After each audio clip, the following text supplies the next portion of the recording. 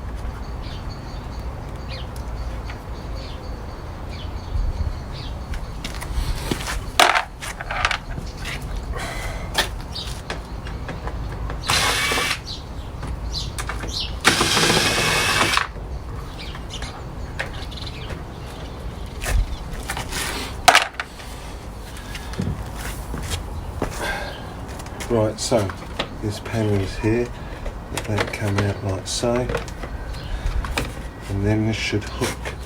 There she goes.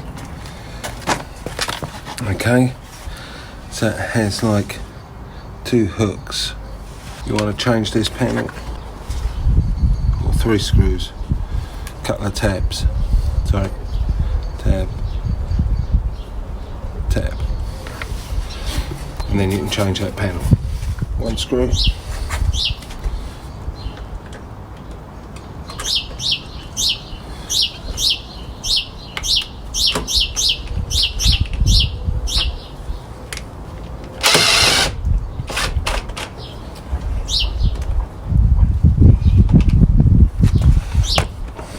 and 1 on the other side.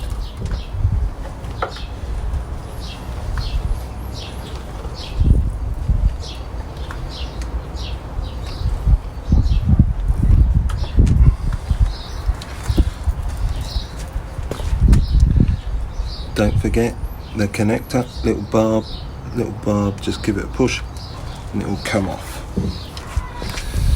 Now if you want to take this off, you just have to lift it up. It's on by 2 hooks. This silver box here is your there you go, 60 volt to 12 volt, which it'll go, obviously it's higher because my battery is sitting at just under 70 volts. So if you want to remove the controller, which is 1 screw, 2 screws, 3 screws, you'll need a torque drive. Okay, so this is a torque drive, and you will need a T30. But no ordinary torque drive will do it, because it's got a security device in it. And if you notice, this has a hole in the centre, and because the bolts do too. Now if you've only got a normal torque drive, like I did originally, if you file the end here so it's dead flat and you keep it dead square, you only have 1 chance of getting them out, which I did last time.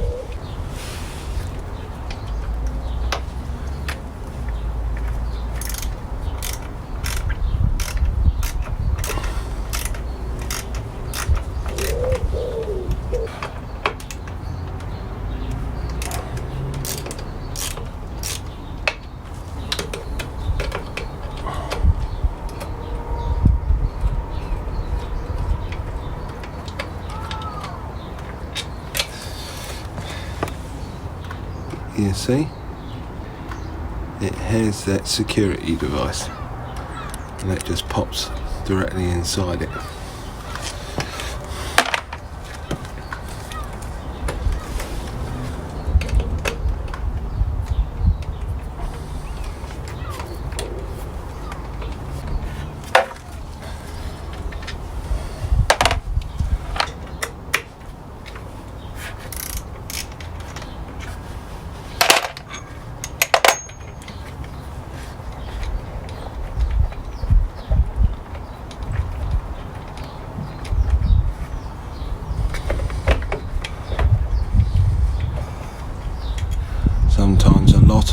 problems, this 30 pin connector, if you pull it out, push it in, pull it out, push it in, possibly pull it out, clean all the connectors up, put it back in, you might find a lot of your problems are eradicated.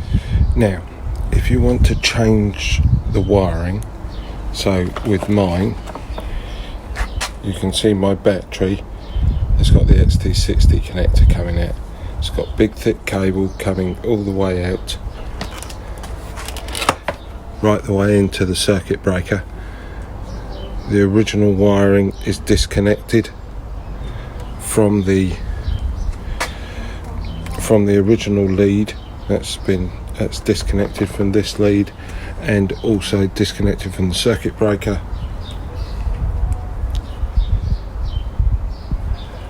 And as you can see, everything is working as it should do. So you stop the melting. You see, I was just starting getting the melting on the square. This end was fine. That was fine. I was just starting getting it. But this had been changed once already, and I found out because it had been, the anti-tamper hadn't been replaced. So I used the XT60 that was inside, brought it up, connected the XT60 silicon cable up to here, through round to the circuit breaker. So we've got really thick wire coming up here. So the silicon wire that I used from the XT60 connector, the black wire I used will go straight to the controller, silicon 10 AWG. Oh yes, because I didn't use that one. The red was a 14 AWG. And then I basically covered them. Basically you can really expand, just to stop the chafing or the cutting, because they can get cut really easy.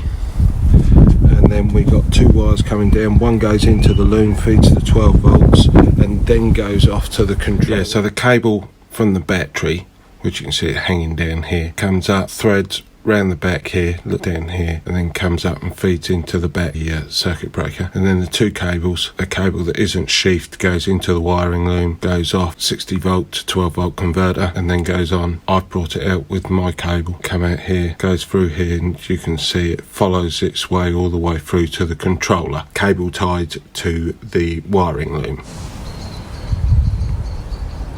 which you can see both cables now going to the controller. So don't let this happen. The cable is the wrong side. So what'll happen is whilst this is going up and down, it'll start cutting into your cable, as you can see when I put it the wrong side before. So alright, so just make sure it comes this side. Black screw with shoulder.